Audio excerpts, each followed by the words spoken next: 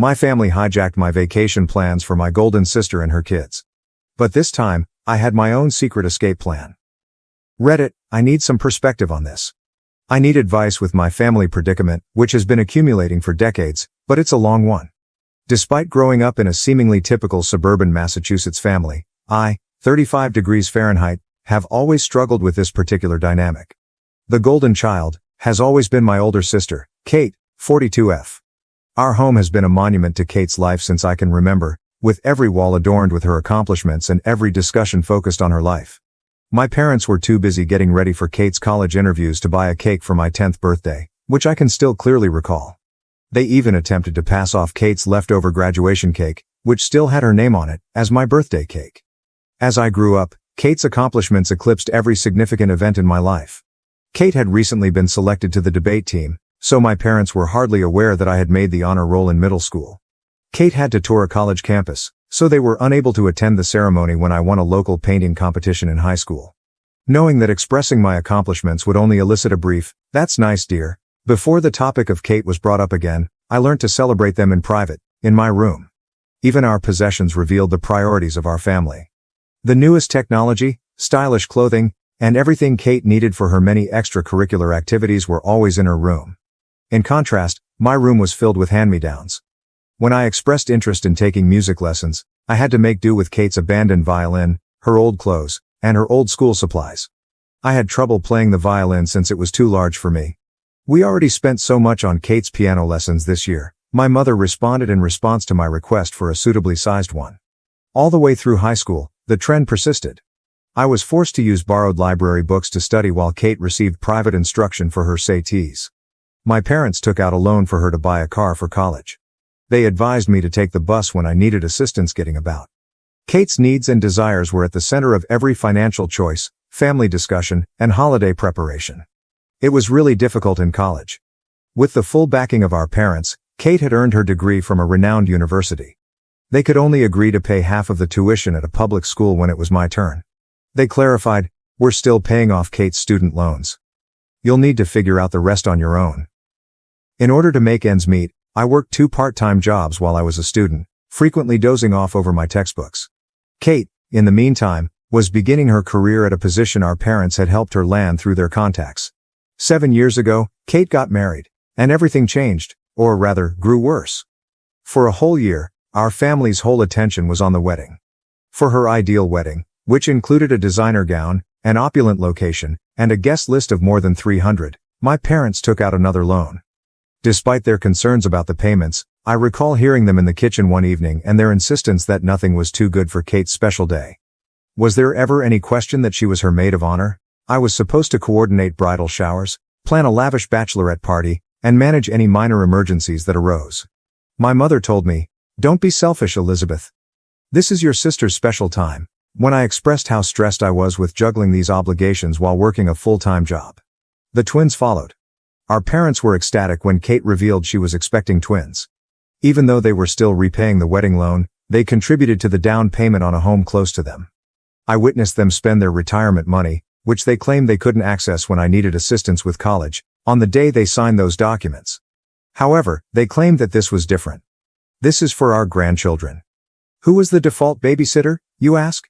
Yes, I do. It started out as sporadic babysitting. The request, "Elizabeth, could you watch the boys for a few hours?" became a weekly ritual, which was later extended to evenings whenever they had appointments. My parents were in favor of this arrangement, stating, "This is what family does."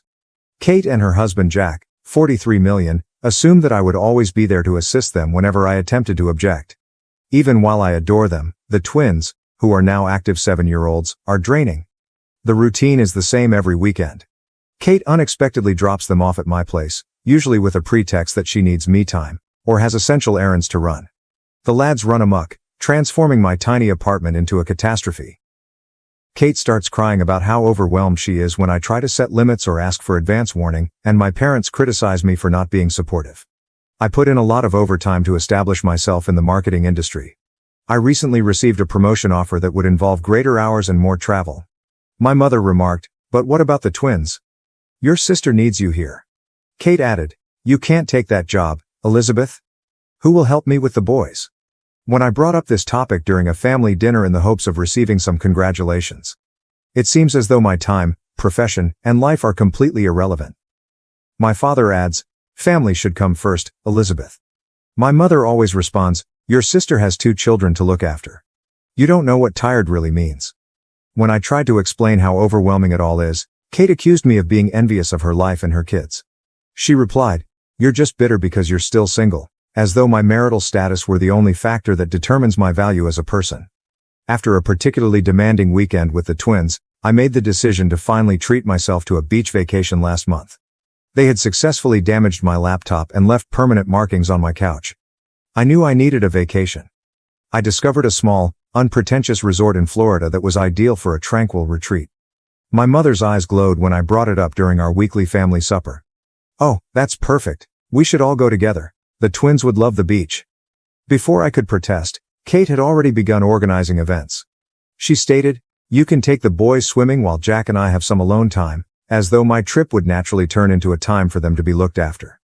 In exchange for my assistance with the twins, of course, my parents even offered to upgrade my reservation to a superior resort where they would all stay. Totally disregarding the fact that this was meant to be my vacation, they began organizing activities and outings centered around what the twins would like. I made a choice that would alter everything while I was lying in bed that night. I reserved a separate resort on a quiet little island. I kept the change in plans a secret from everyone. Silently, I began preparing by scheduling time off work, packing my things covertly, and ensuring that my emergency fund was available. Even though I know it's dishonest, I simply couldn't stand it any longer. At the airport, they will be separated from us. While I board my flight to another location, they will be traveling to Florida.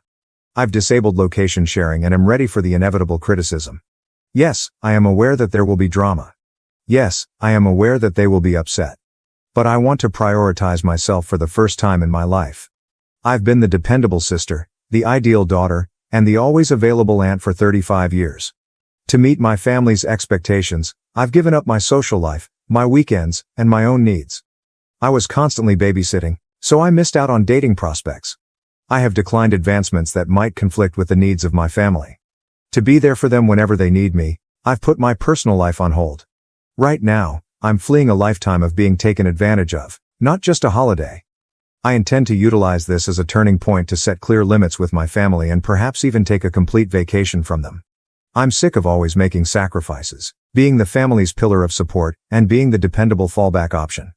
Reddit, what should I do? Am I exaggerating? Is it appropriate for me to want something else for myself, or should I merely follow their plans and accept my place in the family? First update, I appreciate all of your help and guidance.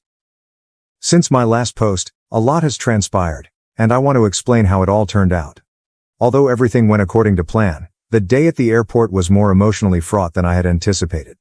I purposefully chose a different check-in station that was far from where my family would be when I arrived early.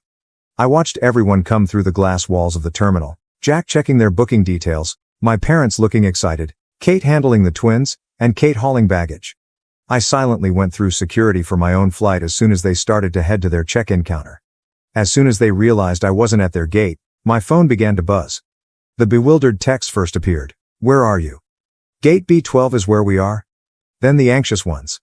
How are you, Elizabeth? Has something taken place? And lastly, the irate ones. How could you treat us like this? The guys are in tears. Before I boarded my aircraft, I switched off my phone. I experienced a peculiar fusion of liberation and remorse for the first time in years. I had lived with that guilt for the majority of my life. However, freedom? It was exhilarating, and it was new. The crowded tourist destination they were going to was nothing like the little island where my resort was located. Years of strain vanished the instant I set foot on the beach. No twins to babysit, no family problems to handle, no schedule to adhere to. The ocean, me, and complete freedom. In fact, the first 2 days were challenging. The twins would be eating lunch now, or Kate would typically require assistance going to bed at this hour, so I kept checking the time. It's difficult to break decades of indoctrination. However, something changed on the 3rd day. I experimented with things I had always wanted to do but had never had time for. I loved every minute of my silly yet fun surfing lesson. I became friends with a bunch of lone travelers when I enrolled in a yoga class by the beach. I even had a spontaneous dinner date with a fascinating man I met at the resort's coffee shop one evening. Even though it was only a casual supper, it served as a reminder that I could live a life apart from my family. When I eventually turned my phone back on after 5 days, that was the true test.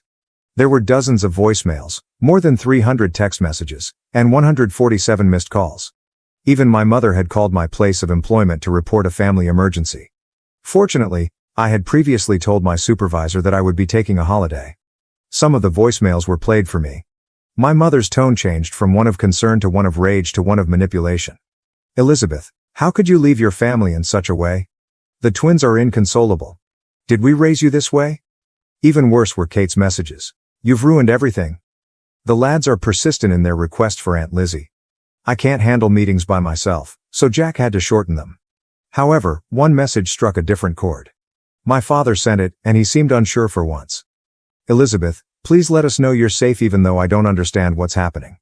I had never heard him talk to me without instantly defending Kate or pressuring me to do more before. I texted our family group chat just once. "I'm having a great vacation and am safe. When I get back, I'll get in touch with you. Please give me space." I then turned off the conversation and resumed talking to myself. The following 5 days were life-changing. In addition to reading bedtime stories to the twins, I also read 3 novels. I spoke with other guests without interruption.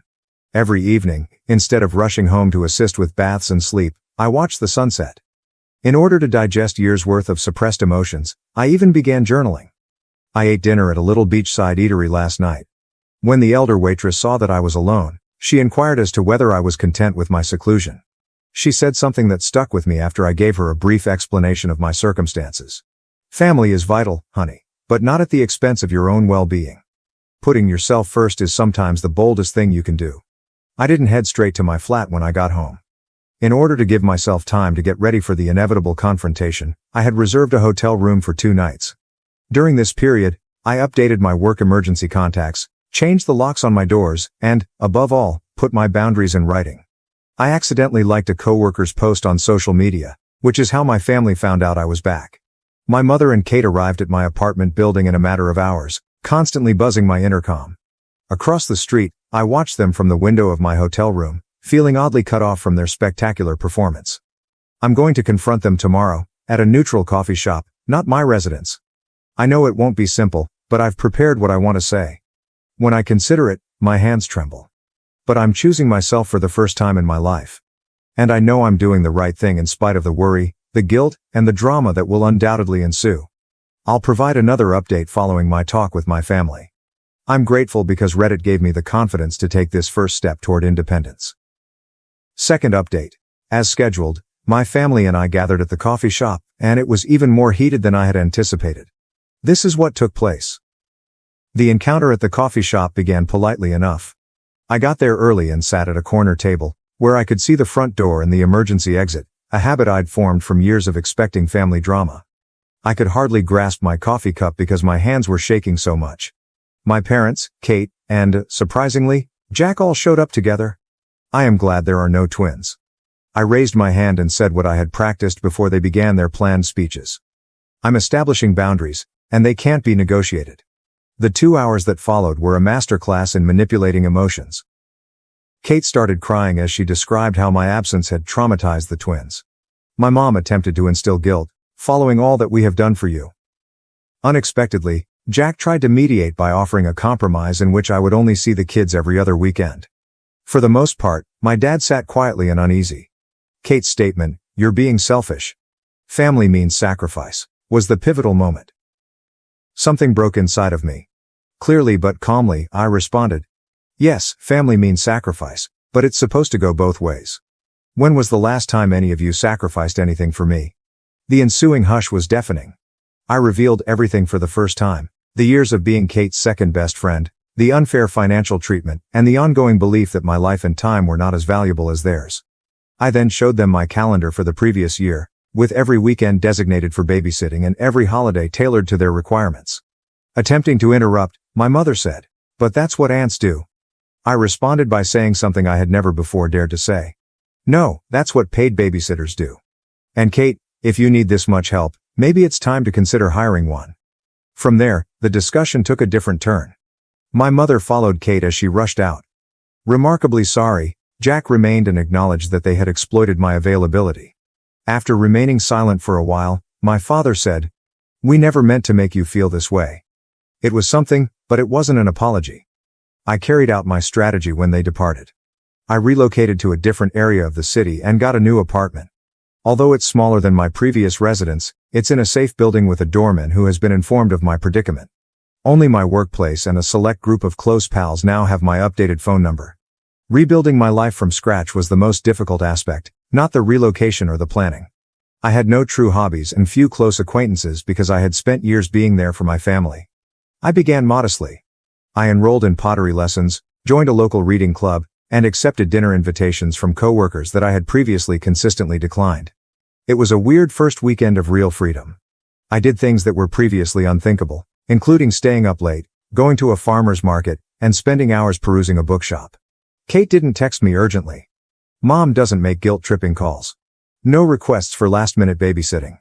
My family's response to my relocation was harsh but expected. When my mother attempted to contact me via the company switchboard, they learned that my new job does not allow personal calls during business hours. On one occasion, Kate even visited my office, but security was alerted beforehand. She wrote a tearful letter accusing me of destroying our family. Jack was the source of the unexpected development. He apologized by email for his part in making the scenario possible. At first, Kate objected to him taking the twins to events on the weekends, but she has since come to terms with it. It's a minor yet important modification. My folks are having a hard time adjusting. Dad occasionally texts, usually in an embarrassing attempt to strike up a conversation. Mom fluctuates between angry outbursts and icy quiet. She left a voicemail last week stating, "When you're done with this rebellion, we'll welcome you back." This isn't a phase, and she doesn't get it. My new reality is this. Without regular family interruptions, work has significantly improved. I'm more productive and focused. After noticing the shift, my supervisor assigned me to oversee a significant new project. For the first time in years, I'm also dating casually, but I'm taking it slow. Internally, there has been the biggest shift. I no longer have the ongoing background anxiety that I had for years. I've started exercising frequently, improved my diet, and slept better. According to my therapist, yes, I have finally begun therapy. I am beginning to recuperate from what she refers to as chronic family stress syndrome. The twins sent me a gift last weekend that included handcrafted notes expressing how much they miss me. Even though it was bittersweet, I remained resolute. I carefully wrote them back to let them know that, although I love them, I need some time to look after myself. I had to write it even though Kate is unlikely to read it to them. "There's a lightness about you now. You look years younger," observed an old acquaintance of mine when I ran into her yesterday. She is correct. I feel lighter in spite of the angry texts, the efforts at emotional manipulation, and the guilt that still surfaced. More liberated. Family love shouldn't feel like a prison sentence, I'm discovering. Respect for personal space, acknowledgement of one's own needs, and reciprocal assistance, rather than only one-sided sacrifice, are all components of true love. My new flat will be 1 month old next week. This is the first time I've ever dared to throw a tiny housewarming celebration. Only a few buddies from pottery class, book club, and work. No expectations, no drama, no family, just individuals who embrace me for who I am. I'll provide another update soon. I'm grateful to Reddit for giving me the confidence to make a life shift. Update 3. Completed update. It has been a life-changing 3 months, and I want to describe how it has all come together. The confrontation I had been dreading and anticipating arrived last week. My father unexpectedly came up to my place of employment. His method was distinct from Kate's emotional manipulations or my mother's prior frenzied attempts. When he asked if we could have lunch together, he was composed, even resigned. We got together at a peaceful eatery close to my workplace. For the first time in my life, he truly saw me as his daughter, not as Kate's sister or the family's fallback option. He remarked, "You look healthy," in a startled tone. Happier. The fact that he hadn't seen my discontent for years weighed heavily on the observation that lingered between us. The family had presented him with a proposal. They were prepared to make concessions. If I agreed to take back my place in the family, I could have every other weekend off. He went on to say, they'd even pay for my time with the twins, as though making money off of the commitment would make it more alluring. They still didn't understand, I realized as I looked at him across the table. They did not view my independence as a basic right, but rather as a negotiating chip. "Dad," I replied, "I'm not negotiating my freedom. I'm living it." The conversation that ensued was the most candid one I have ever had with my father. I described how their incessant focus on Kate had impacted me emotionally as much as practically. I told him about memories he had forgotten or had never noticed, dreams disregarded, accomplishments overlooked, and birthdays neglected. His reaction was surprising. He sat for a long time in quiet, not making the normal defense of their decisions. At last, he stated, "We thought we were doing what was best for the family. We never saw how much we were hurting you." Although that wasn't quite an apology, it was the first time I had ever been acknowledged. When he inquired about my new life, that was the true turning point. He paid attention for the first time as I discussed my pottery lessons, my job advancement, and the new acquaintances I had made. Even though it was not flawless, I showed him pictures of a vase I had built. I was shocked by what he said next. "You seem to have built a good life for yourself without us." Both the recognition and the grief in his voice were genuine. We agreed at the end of lunch that nothing would ever be the same again. He gave me my first sincere embrace in years as he bid farewell. "I hope someday we can be part of your life again, but on different terms." That exchange appeared to set off a final round of family strife. After learning of our lunch, my mother began a fresh round of emotional attacks. She has been informing family members that I need an intervention because I'm having a breakdown. Kate has been making passive-aggressive remarks about selfish sisters and broken families on social media because she feels deceived by our father's approval of my decisions. The difference is that none of it has the same impact on me as it formerly did. I've gained a viewpoint from my new life that I didn't have previously. Their actions, in my opinion, are an attempt to keep control over someone who has finally gained their freedom. My new flat seems like home now. My attempts at pottery and pictures of my chosen family, friends who value my independence and respect boundaries, adorn the walls. I've begun teaching my less experienced coworkers at work, ending the vicious loop of toxic support that has long ensnared me. My connection with time has changed the most. I get to spend the weekends any way I want. I've started learning Spanish, joined a local hiking group, and even started dating someone who respects and values my limits. I'm creating a life for the first time that is true to who I am rather than what my family demands of me. The twins sent me a homemade card last Sunday, which was obviously written under supervision. It was filled with regrettable statements about how much they miss their aunt. This would have previously led me into a downward spiral of uncertainty and remorse.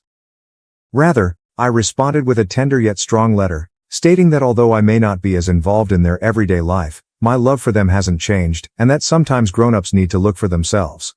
According to my therapist, I am exhibiting what she refers to as post-traumatic growth, not merely moving past the past but creating something more robust and wholesome in its stead. She has assisted me in realizing that I am not responsible for resolving the dysfunction in my family. Yesterday was the most recent development.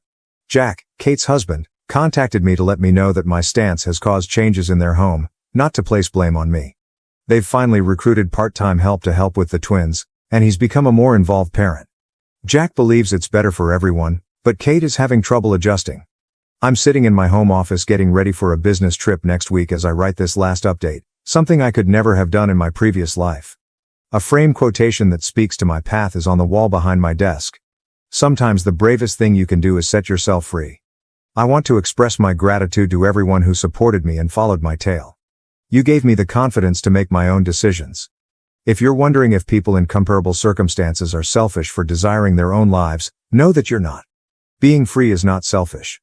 Treating oneself is not unkind. Setting limits is not a sign of treachery. I have no idea how my relationship with my family may develop in the future. Perhaps one day we'll discover a different kind of connection, one based on respect for one another rather than duty. In the interim, I'm concentrating on fostering the life I've built, including my friendships, interests, profession, and, above all, my sense of self. This is not merely a conclusion, it's just the beginning. And I'm looking forward to what comes next for the first time in my life. Thank you for watching. If you haven't subscribed yet, please do so and hit the notification bell to stay updated with more shocking real-life stories happening around you.